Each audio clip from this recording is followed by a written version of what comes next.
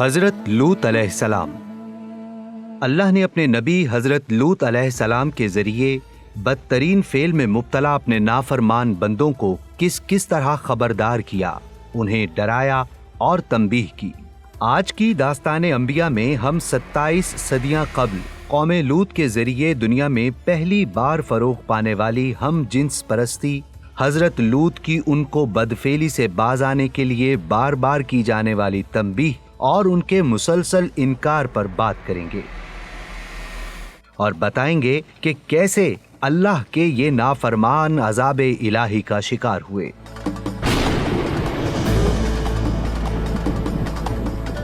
2700 سال قبل قوم لوط کا مسکن اردن اور یروشلم کے درمیان سدوم اور عمورہ نامی شہر تھے۔ سدوم کے آس پاس 5 نہایت خوبصورت شہر آباد تھے، جن میں سے ہر ایک کی آبادی 1 لاکھ نفوس سے زیادہ ہی تھی۔ یہ علاقے نہایت سرسبز و شاداب اور قدرت کی فیاضی کا حسین شاہکار تھے۔ یہی وجہ تھی کہ قرب و جوار کے باسی بھی اپنی معاشی و غذائی ضروریات کے لیے بستیوں کا رخ کیا کرتے، مگر یہ بات ان بستیوں کے لوگوں کو بالکل بھی پسند نہ تھی۔ ایک دن یہ لوگ اپنی بستی میں باہر سے آنے والوں کو روکنے کا طریقہ کار وضع کرنے کے لیے جمع ہوئے تو ابلیس ایک بزرگ کی شکل میں ان کے درمیان پہنچا اور کہا، اگر تم باہر سے آنے والوں سے پیچھا چھڑانا چاہتے ہو تو میرے کہنے پر عمل کرو۔ اجنبی بزرگ کے بھیس میں موجود شیطان کی بات سب نے نہایت توجہ سے سنی اور طریقہ بتانے پر اصرار کیا۔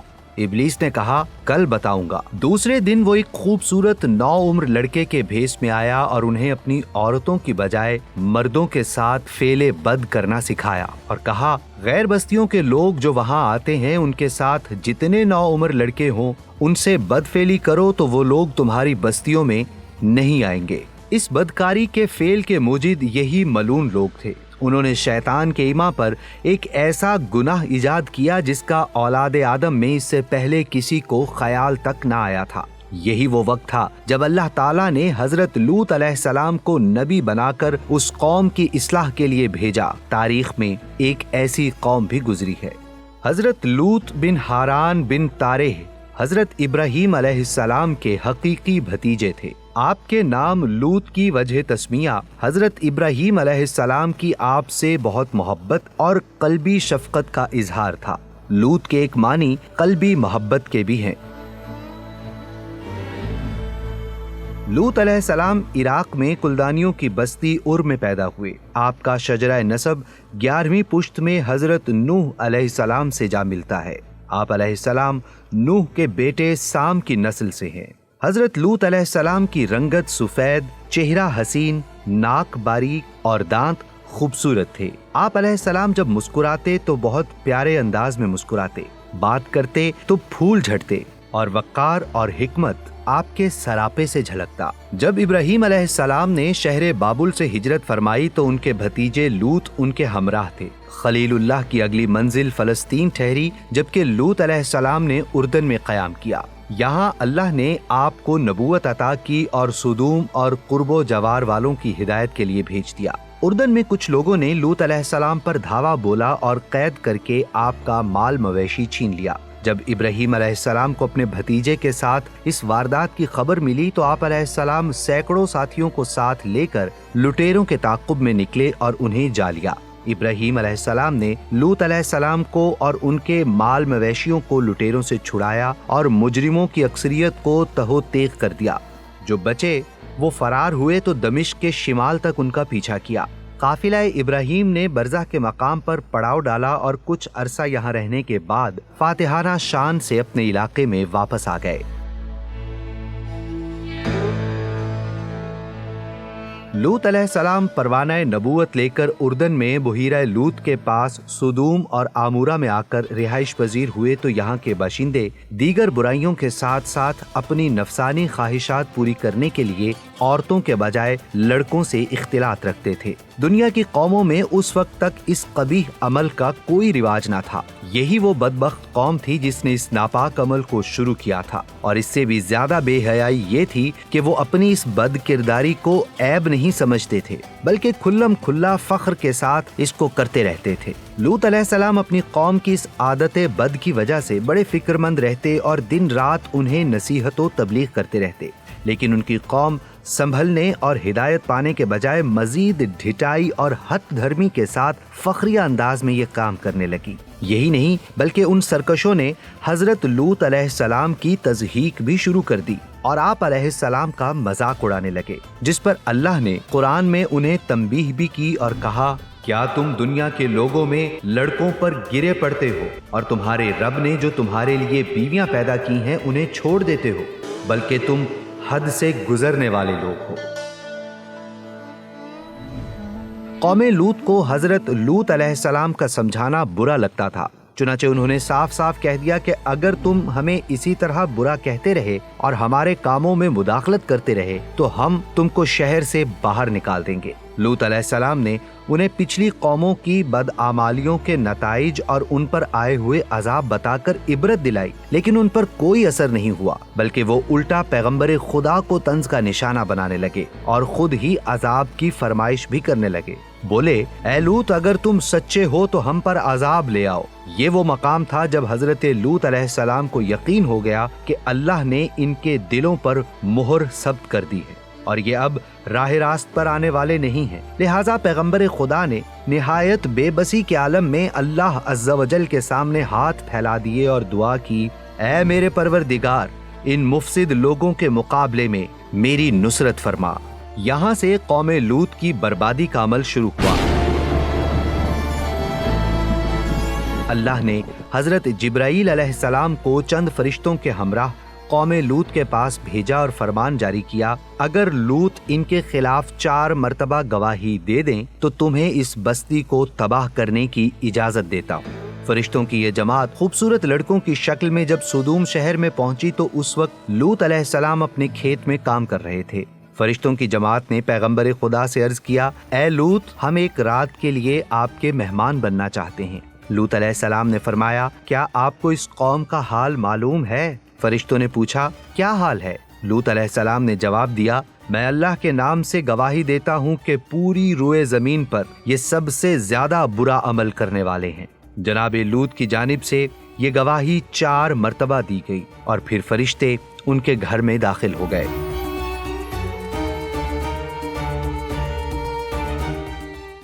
فرشتے خوبصورت لڑکوں کی صورت میں جب لوط علیہ السلام کے مکان عالیشان پر پہنچے تو آپ کے گھر والوں کے سوا کسی اور کو ان کے آنے کی خبر تک نہ ہوئی۔ اسی دوران آپ علیہ السلام کی کافرہ بیوی گھر سے باہر نکلی اور اپنی قوم کو جا کر خبر دی کہ ایسے مہمان آئے ہیں کہ ان جیسا خوبرو اور حسین میں نے آج تک نہیں دیکھا۔ تھوڑی ہی دیر بعد بدفعلوں کے ہجوم نے حضرت لوط کے گھر کا محاصرہ کر لیا، جنہیں دیکھ کر لوط علیہ السلام نے گھر کے دروازے بند کر لیے اور ان نوجوانوں کو ایک کمرے میں چھپا دیا۔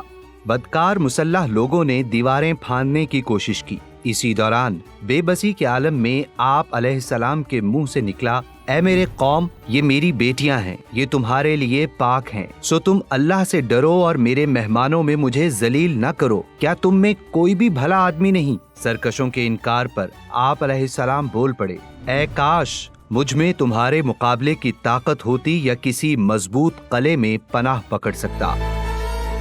اس انتہائی صورتحال نے حضرت لوط علیہ السلام کو رنجیدہ کر دیا۔ آپ غمگین ہو گئے۔ ایسے میں جبرائیل علیہ السلام حضرت لوط علیہ السلام سے مخاطب ہوئے اور آپ کو اطمینان دلایا کہ یہ سرکش لوگ کچھ نہیں کر سکتے، آپ اپنے لوگوں کو لے کر یہاں سے نکل جائیے اور آپ میں سے کوئی بھی مڑ کر نہ دیکھے۔ جبرائیل علیہ السلام نے جناب لوط علیہ السلام کو اپنی کافرہ اہلیہ کو ساتھ لے جانے سے منع کر دیا اور کہا، اس پر بھی وہی بلا آنے والی ہے جو ان پر آئے گی۔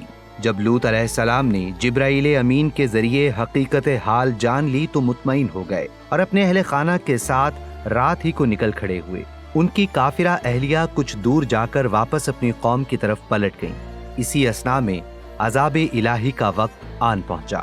سرکش اور نافرمان قوم لوط जब हजरत लूत अलैहिस्सलाम के घर का दरवाजा तोड़ने पर बाजिद थी तो इसी दौरान जिब्राइल अलैहिस्सलाम ने घर से बाहर निकलकर अपने मलकूती पर का एक कोना उन पर मारा, जिसकी ज़र्ब इतनी कारी थी कि उन सब की आंखों से डेले बाहर निकल आए और उनकी बसारत ज़ाइल हो गई। ये खास अजाब उन लोगों को पहुंचा जो हजरत लूत अलैहिस्सलाम के पास बदनीयती से आए थे। सूरतुल कमर में इरशाद है, और उन्होंने लूत से उनके मेहमानों को लेना चाहा तो हमने उनकी आंखें अंधी कर दी। हजरत लूत अलैहिस्सलाम और आले लूत के बस्ती से बाहर निकलते ही बड़े अजाब का सिलसिला शुरू हो गया। जिब्राइल अलैहिस्सलाम अल्लाह के हुक्म से शहर की 5 बस्तियों को अपने परों पर उठाकर आसमान की तरफ बुलंद हुए और कुछ बुलंदी पर जाकर इन बस्तियों को उलट डाला, और इस तरह ये सरकश आबादियां जमीन पर औंधे मुंह गिरकर चकनाचूर हो गई, हर सू बिखर गई,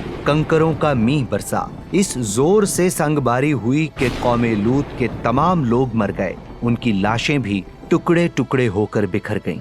ऐन उस वक्त जब शहर उलट पुलट हो रहा था, लूत अलैहिस्सलाम की काफिरा बीवी जो कौम के बदकारों से मोहब्बत रखती थी, उसने पीछे मुड़कर देख लिया और कहा, हाय रे मेरी कौम।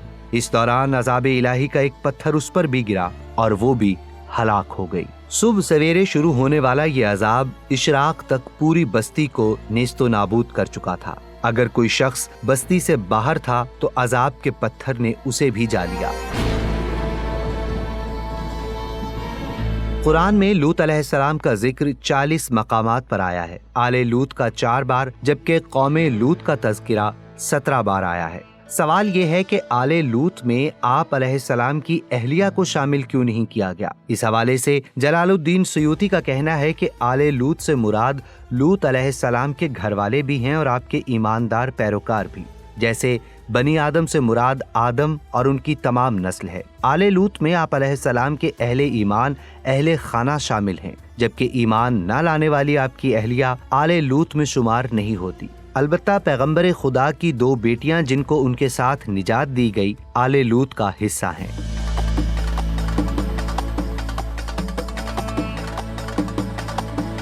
तफसीर तहसीरुर रहमान में है कि लूत अलैहिस्सलाम के ताबेदार और उनके दीन के पैरोकार ही सिर्फ आले लूत में शुमार होते हैं। इसीलिए लूत अलैहिस्सलाम की बीवी के बारे में फौरन ही कहा गया कि वो काफिरों के साथ रह जाएगी और जरूर हलाक की जाएगी, इसलिए कि वो ईमान नहीं लाई थी।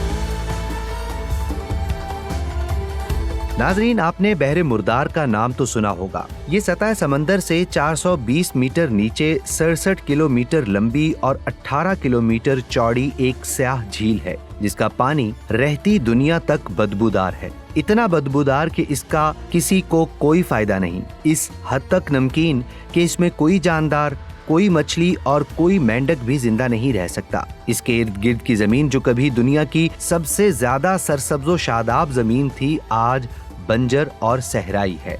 क्या आप जानते हैं कि बहरे मुर्दार की ये स्याह झील कैसे और कब वजूद में आई? नहीं जानते तो आइए हम बताते हैं।